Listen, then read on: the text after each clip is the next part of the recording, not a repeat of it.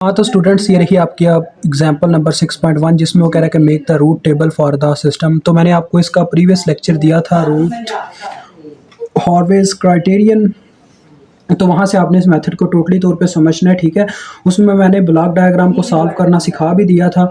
अगर अभी भी आपको नहीं पता तो आप वो जाके एक दफ़ा लेक्चर ले लें। तो यहाँ पे आपको बच्चों मैं बताता चलूँ, जब इस तरह से हमारे पास फीडबैक होता है, यानी एक फीडबैक जा रहा है, हमने इसको कन्वर्ट करना है इस फॉर्म में। देखें RFS,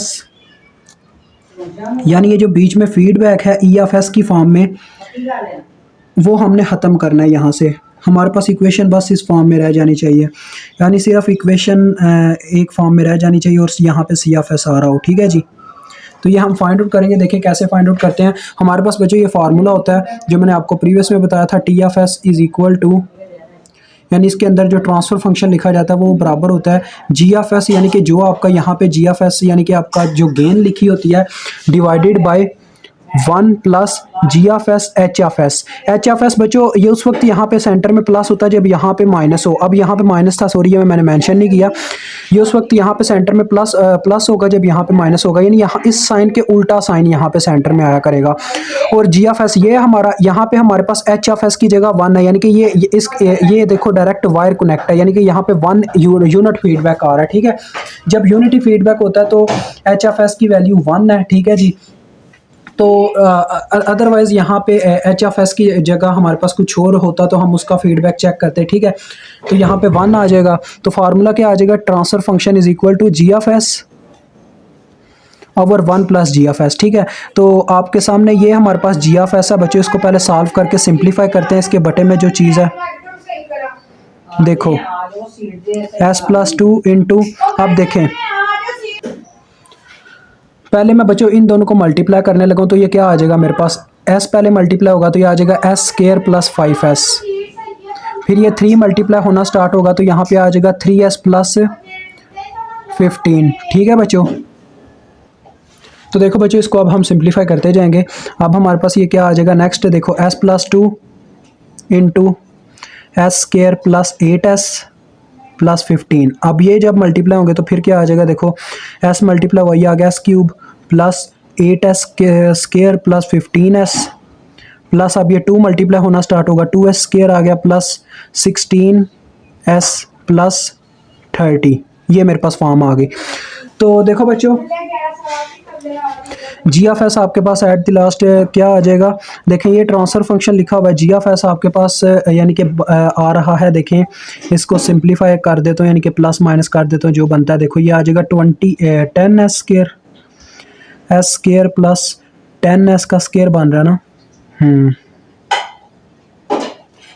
और फिर आपके पास क्या बन रहा है जी, देखें फिर आपके पास बन रहा है यहाँ पे 15S प्लस 16S, इन दोनों को जमा करें तो 31S बन जाता है, ठीक है। और नेक्स्ट आपके पास प्लस 30 है। अब देखो बच्चों ये आपके पास GFS के बटे में ये और ऊपर 1000 है। अगर आप यहाँ पे ये वैल्यूज़ पुट करते हो तो GFS देखें, ये मैं GFS ऊपर पुट करने लगा जो कि क्या है हमारे पास है 1000 डिवाइडेड बाई ये टर्म थी जो कि ये आती है S क्यूब प्लस 10S का स्क्वायर प्लस 31S प्लस 30, ठीक है जी। और फिर बटे में इसके क्या चीज़ मौजूद है, 1 प्लस GFS इंटू HFS।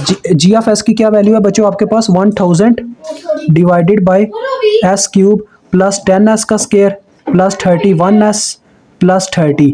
और यहाँ पे देखो HFS की हमारे पास क्या वैल्यू है, यानी ये फीडबैक की 1 वैल्यू है, तो ये यहाँ पे 1 पुट हो गया। अब हम क्या करेंगे बच्चों, नीचे LCM ले लेंगे, ठीक है जी। तो LCM लेते हैं इसका, देखो बच्चों क्या आ जाएगा, TFS इज इक्वल टू, तो देखो बच्चों यार आपके सामने 1000 के बटे में है तो ये रहेगा, यानी आ जाएगा 1000 divided by S cube plus 10S का स्क्वायर प्लस 31S प्लस 30। और हम नीचे क्या करेंगे, नीचे इसका जब LCM लेंगे तो नीचे भी LCM यही आ जाएगा S cube plus 10S square plus 31S plus 30, इतना तो यार आप सॉल्व कर सकते हो, ठीक है। तो अब देखो ये टर्म इसके बटे में कुछ भी नहीं है ना, तो ये पूरी की पूरी टर्म 1 के साथ मल्टीप्लाई होगी। अब एलसीएम तो आप यार ले सकते हो, इतना अब मैं आपको इतना डीप तो नहीं ना जाके समझा सकता मैथ भी अब इस वक्त। तो ये आ गया 10s² प्लस 31s प्लस 30, ठीक है। और आगे इसमें यहाँ पे देखो इस साइड पे देखें तो इसकी बात करूँ तो इसके बटे में ये पूरी टर्म मौजूद है, लिहाजा 1 बचेगा, 1 ऊपर मल्टीप्लाई हो जाएगा। यानी कि हमने ऐसा करना होता है इसके बटे में जो भी होता है उस नंबर को देखना होता है कि वो हमारे पास जो एलसीएम है उसको डिवाइड करके क्या नंबर छोड़ता है। अब देखो इसके बटे में 1 था, हमने अब इस टर्म को 1 से डिवाइड किया, इसके एलसीएम को 1 से डिवाइड किया, तो यही टर्म सारी की सारी आ गई, तो हमने उसको ऊपर मल्टीप्लाई कर दिया, ठीक है। अब देखो मैथ भी समझा रहा हूँ। फिर हमने इस टर्म को फिर से इस टर्म से यानी कि इस टर्म से अपने एलसीएम को डिवाइड किया, तो हमारे पास 1 बचा, 1 से हमने 1000 के ऊपर मल्टीप्लाई कर दिया, तो ये 1000 आ गया, ठीक है। अब देखो ये बच्चों बटे का एलसीएम और ऊपर न्यूमरेटर का एलसीएम ये दोनों सेम है, तो ये आपस में कट जाएंगे ऐसे, ठीक है, ये कट जाएंगे। तो एट द लास्ट आपके पास देखे क्या आता है, ऊपर 1000 आ जाएगा और बटे में ये जो बटे की रकम है ये वाली ये आ जाएगी s³ plus 10s² plus 31s और ये 1030 आ जाएगा, ठीक है। तो ये आपके पास आता है TFS, यानी ये ऑपरेशन परफॉर्म करने के बाद, तो यहाँ पे पुट कर दो, तो ये आपके पास आपका क्वेश्चन स्टार्ट हो गया। यानी कि फर्स्ट थिंग तो ये थी, इसको सिंप्लीफाई करना था, वो हमने कर लिया। अब नेक्स्ट स्टेप आप जानते हैं, मैंने आपको समझाया हुआ प्रीवियस लेक्चर में, जिन्होंने नहीं लिया मैंने पहले भी बोला कि एक दफ़ा लेक्चर ले लें। तो बच्चों अब यहाँ से हम रूट का टेबल ड्रा करना स्टार्ट करेंगे, जो हमसे कहा गया हुआ है रूट टेबल, ठीक है जी, ठीक है ना बच्चों। तो देखो रूट का टेबल कैसे ड्रा करते होते हैं, सबसे हाईएस्ट डिग्री आपने देखनी है आपकी एस की क्या है। यहाँ पे हाईएस्ट डिग्री एस की हमारी इक्वेशन में यानी कि जो आपके पास आया हुआ है ट्रांसफर फंक्शन, उसमें हाईएस्ट डिग्री डिनोमिनेटर में आपने हमेशा देखनी है। मेन चीज़ आपका डिनोमिनेटर होगा, आपने डिनोमिनेटर को बच्चों इस तरह से ले लेना होता है, P(s) इज इक्वल टू, ये हमें दिया गया हुआ, ये हमारा मेन इस इक्वेशन से आपने करना होता है, यानी कि डिनोमिनेटर को ले लेना होता है ऐसे s³ plus 10s² plus 31s plus 1030, ठीक है। इस तरह से आपने ले लेना होता है अपने डिनोमिनेटर को, जो भी आपका ट्रांसफर फंक्शन का डिनोमिनेटर होता है। तो देखें रूट टेबल में फिर मैंने आपको बताया कि आपने इसकी हाईएस्ट डिग्री से स्टार्ट करना। देखें s³ है ना, और सबसे लोवेस्ट फॉर्म में जाना होता है, यानी कि s की पावर 0 तक जाना होता है आपने, ठीक है। तो s³ से स्टार्ट होगा। देखो ये बच्चों सबसे पहले यहाँ इस साइड में मैं लिख रहा हूँ, वैसे आपने यहाँ से लिखना है ताकि ना मैं यहाँ पे कैलकुलेशंस कर सकूँ। s³ आ गया, s² आ गया, ठीक है बच्चों। अब मैंने जाना तो s0 तक है, मैंने आपने ना कोशिश करनी है, ये आपको समझाने के लिए ना मुझे असल में जगह चाहिए होगी, इसी वजह से ना यहाँ जगह क्या करनी है, मैं ना असल में रफ अमल में साथ में बच्चों रख लेता हूँ। ये मेरे पास एक और अवेलेबल है, ठीक है, यहाँ पे हम रफ अमल कर लेंगे ताकि आपको समझ भी आए। तो चले हम सारी यहाँ पे लिख लेते हैं। देखें मैं s की पावर 0 तक जा रहा हूँ, ठीक है। तो पहली दो हमेशा बच्चों, पहली दो जो आपके पास मतलब पावर्स होंगे ना, उनके कॉन्स्टेंट्स आपको पहले ही मिल जाएंगे यहाँ पे लिखने वाले, ये मैंने आपको समझाया था। तो देखो बच्चों अब इनके फिर कॉन्स्टेंट्स कैसे लिखेंगे, देखें s³ है ना सबसे हाईएस्ट पावर, तो इसी से स्टार्ट करेंगे। आपने क्या करना है, जो सबसे हाईएस्ट पावर होगी उसके लिए आपने उसी के कांस्टेंट से स्टार्ट करना। पहला कांस्टेंट आ जाएगा 1, क्योंकि इसके साथ 1 है। फिर आपने क्या करना होता है, आपने नेक्स्ट नंबर छोड़ के उससे नेक्स्ट नंबर लिखना होता है, फिर उसके लिए नेक्स्ट नंबर, यानी कि आपने क्या करना है, यहाँ से स्टार्ट किया ना, यानी कि आड नंबर से हमेशा आप स्टार्ट करोगे जब भी आप लिखोगे वेरिएबल्स, ठीक है, यानी कि हाईएस्ट पावर के लिए आड नंबर से।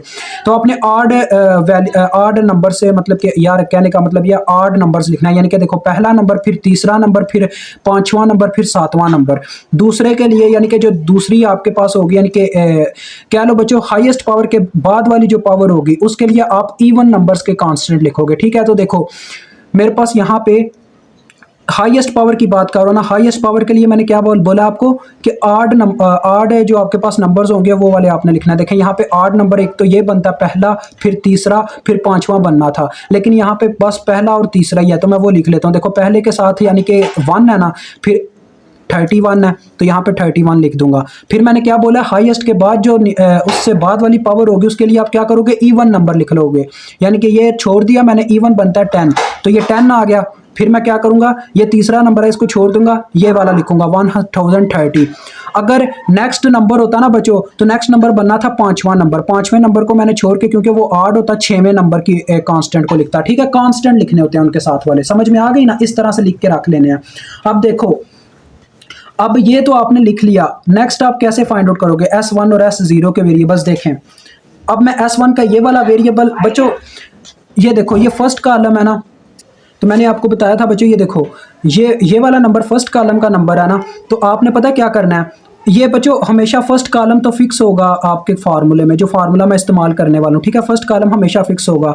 लेकिन जो नंबर आप फाइंड आउट कर रहे होगे ना, यानी कि जोन सी पावर में जाओगे, जोन सा नंबर फाइंड आउट कर रहे होगे, उसका जो दूसरा कॉलम इस्तेमाल होगा वो हमेशा उससे आगे वाला कॉलम होगा। यानी कि देखो मैं फर्स्ट नंबर फाइंड आउट करना चाह रहा हूँ ना, ये फार्मूला लिख रहा हूँ आपके लिए, ये देखें, इसका फर्स्ट नंबर फाइंड आउट करना चाह रहा हूँ तो इस तरह से आएगा, देखें फर्स्ट कॉलम तो फिक्स होगा 1 और 10, ये इसका फार्मूला होता है, बाहर माइनस होता है, ठीक है बच्चों, तो मॉड में लिखे जाते हैं नंबर। अब मैं ये वाला नंबर फाइंड आउट कर रहा हूँ, चाहे ये वाला करूं बच्चों या ये वाला करूं या इससे आगे वाला करूं, फर्स्ट कॉलम हमेशा फिक्स रहा करेगा, यानी कि फर्स्ट 2 नंबर्स, यानी जो आपको कॉलम में नजर आ रहे हैं यहाँ पे, यानी कि ऊपर वाली 2 इक्वेशन हर दफा इस्तेमाल होंगी, s की पावर 0 दफा कौन सी इक्वेशन इस्तेमाल होंगी, ये वाली S2 और S1, ठीक है, इस तरह से चलेगा। तो देखो अभी मैं इसकी बात कर रहा था, ये नंबर मैंने फाइंड आउट करना है, तो फर्स्ट कॉलम तो फिक्स रहेगा, ठीक है, लेकिन हमेशा सेकंड कॉलम जो इसके फार्मूले में आएगा वो आएगा इससे आगे वाला, यानी कि ये देखो ये है ना ऊपर वाली इक्वेशन का उससे आगे वाला कॉलम, यानी ये वाला कॉलम आएगा, ये देखो ये इसका ये कॉलम बनता है, यानी ये फर्स्ट कॉलम का नंबर मैं फाइंड आउट कर रहा हूँ, तो इसका सेकंड कॉलम आएगा 31 और 1030, ठीक है। तो चलो अब इसको, इसके बटे में भी एक नंबर आता है बच्चों, इसको जिससे डिवाइड करना होता है वो हमेशा ये वाला नंबर होता है, यानी यहाँ पे जो नंबर होगा ना, आपकी जो जिस इक्वेशन के नंबर फाइंड आउट करो उससे ऊपर वाली इक्वेशन का हमेशा फर्स्ट नंबर आपका आएगा, वो है 10। तो ये आ गया। अब इसको सॉल्व करें, देखें आपको ये मार्ट लेना आना चाहिए, आप मार्ट ले लीजिएगा। तो मार्ट कैसे लेते हैं, पहले ये दो नंबर मल्टीप्लाई होते हैं, बाहर माइनस है, ठीक है, पहले ये 2 नंबर मल्टीप्लाई होते हैं, फिर सेंटर में माइनस आता होता है और फिर ये 2 नंबर मल्टीप्लाई होते हैं, तो ये 310 आ रहा है, साफ साफ नजर आ रहा है, बटे में है 10। तो ये देखते हैं कितना बनता है बच्चों, 1030 माइनस 310 720 आता है बच्चों। जब 10 से डिवाइड करूंगा तो 72 रह जाएगा, और बाहर वाला माइनस उसको माइनस 72 कर देगा, यानी कि इसका पहला नंबर है -72, ठीक है। अब देखो ये नंबर लिख लिया। अब नेक्स्ट देखें, अब नेक्स्ट हम क्या करेंगे, नेक्स्ट मैंने बोला था जब ये वाला नंबर, अब इस नंबर के लिए मैं फार्मूला लिखने लगूँ, आपके सामने ही लिखूंगा, ये देखो इस नंबर के लिए बच्चों अब फिर से वही फार्मूला, यानी कि बाहर माइनस है, ये इसके अंदर, यानी अब हमने 2 कॉलम लिखने हैं। देखें कैसे लिखेंगे, पहला हमेशा मैंने बताया कॉलम फिक्स रहेगा, पहला कॉलम फिक्स रहेगा 1 और 10, देखें ये वैसे का वैसे ही आया, ठीक है।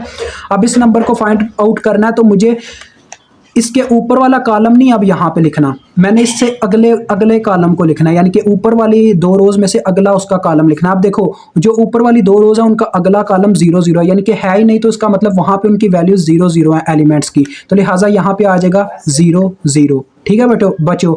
और इसको डिवाइड किससे किया जाएगा, हमेशा इस नंबर से, हमेशा मतलब कि इस नंबर से नहीं, मतलब जिस रो को फाइंड आउट कर रहे हो उससे ऊपर वाली रो के फर्स्ट नंबर से, ठीक है, समझ आ गई। तो ये मेरे पास फार्मूला बना, देखो बच्चों 1 मल्टीप्लाई बाय 0 0 माइनस बाहर है, और 1 मल्टीप्लाई बाय 0 0 माइनस सेंटर में आया, फिर ये दोनों मल्टीप्लाई होंगे, ये भी 0 देंगे, और बटे में 10 है, तो देखो आपके पास क्या आ रहा है 0/10, यानी कि 0 आ रहा है। तो देखें आपके पास 0 आ गया, यानी कि ये नंबर आपका 0 है। अब देखें इतना तो समझ में आ गया, आपने S1 को फाइंड आउट कर लिया, ठीक है। अब हम S0 की तरफ बढ़ेंगे, ठीक है बच्चों। तो देखो S0 अब आएगा, तो अब S0 फाइंड आउट कर रहा हूँ ना, अब ये जो 2 रोज हैं ये फिक्स हो गई हैं, ठीक है। अब इन 2 रोज की मदद से इसके नंबर फाइंड आउट होंगे, तो अब तो आपको समझ आ चुकी होगी। अब देखें जरा गौर कीजिएगा, मैं इसका पहला नंबर फाइंड आउट करने लगूँ, तो मैंने जैसा कि बताया था जिस नंबर को आप फाइंड आउट कर रहे होगे उसके लिए फर्स्ट कॉलम तो हमेशा फिक्स हुआ करेगा, माइनस। अब देखो फर्स्ट कॉलम, अब इसके लिए कौन सा हुआ इन 2 रोज का, वो ये है 10 और -72, ठीक है, ये आ गया, ओके, समझ में आ रहा ना। और इस नंबर को फाइंड आउट कर रहा हूं, तो इस नंबर से जो ऊपर वाले का नेक्स्ट कॉलम था वो आ जाएगा, यानी कि आ जाएगा 1030 और दूसरा नंबर 0, ऐसे आ जाएगा, ठीक है। और बटे में बच्चों क्या आएगा, मैंने आपको बताया था बटे में हमेशा जिस रो को आप फाइंड आउट कर रहे हो, जिस रो के नंबर को, उससे ऊपर वाली रो का फर्स्ट एलिमेंट जो कि -72 है, ठीक है। ये इसका फार्मूला है हमारे राउथ-हॉर्ट्स मेथड का।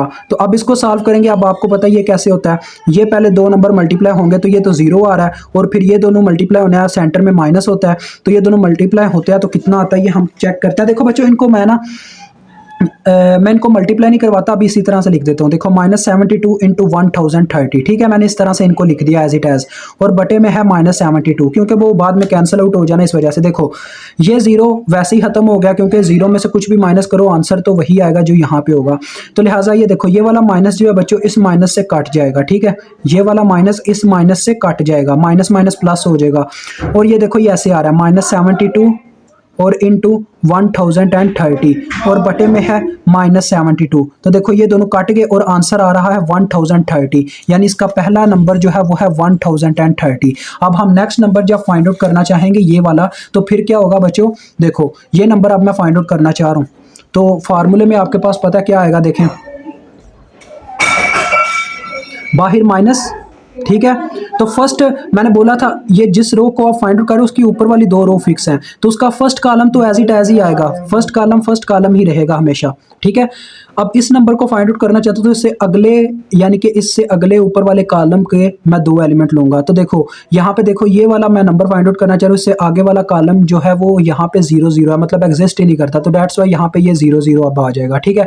और बटे में कौन सा नंबर आएगा जो यहाँ पे हमेशा पाया जाएगा, यानी कि फर्स्ट जो जिस रो के एलिमेंट को आप फाइंड आउट कर रहे हो उससे ऊपर वाली रो का फर्स्ट एलिमेंट। तो ये मैं बार बार रिपीट नहीं करूंगा, नेक्स्ट जो क्वेश्चंस होंगे उनमें एक दफ़ा बस रिपीट करके बच्चे छोड़ दिया जाएगा। इसका आंसर 0 आने वाला है, आप चेक कर सकते हैं इसको सॉल्व करके, ठीक है, इसका आंसर 0 आने वाला है। तो ये यहाँ पे 0 आ गया। बस बच्चों देखें हमने सारे फाइंड आउट कर लिए वेरिएबल, हमसे कहा भी यही गया बस के रूट टेबल को ड्रा करें। फिर भी मैं आपको ये बता दूं कि ये सिस्टम बच्चों अनस्टेबल है, ये मैंने बयान किया हुआ है। अनस्टेबल कैसे है, देखें साइन से हमेशा बच्चों चेक किया जाता है सिस्टम स्टेबल है कि नहीं। आपने ना यहाँ से साइन चेक कर लेने हैं, देखें यानी कि साइन कितनी दफ़ा चेंज हुआ है, बस फर्स्ट कॉलम से चेक होता है। तो देखो पहले साइन प्लस था, फिर भी प्लस रहा, फिर प्लस से माइनस हुआ, एक दफ़ा चेंज हुआ, फिर माइनस से प्लस हुआ, यानी कि 2 दफ़ा साइन चेंज हुआ। जितनी दफ़ा साइन चेंज होता है ना बच्चों, उतने हमारे जो मतलब के पोल्स है ना, हमारे पोल्स, क्योंकि ये पोल्स हमने लिए हुए हैं, बटे में हमेशा पोल पाया जाता है, ऊपर जीरोस पाए जाते हैं न्यूमरेटर में। तो लिहाजा हमारे पास दो जो हमारे यहाँ पे बच्चों रूट्स हैं, दो रूट्स वो एग्जिस्ट करते हैं लेफ्ट हाफ प्लेन पे, ठीक है, सॉरी राइट हाफ प्लेन पे, और एक एग्जिस्ट करता है राइट हाफ प्लेन पे। ये आपने इस तरह से लिख सकते हो इसका जवाब, देयर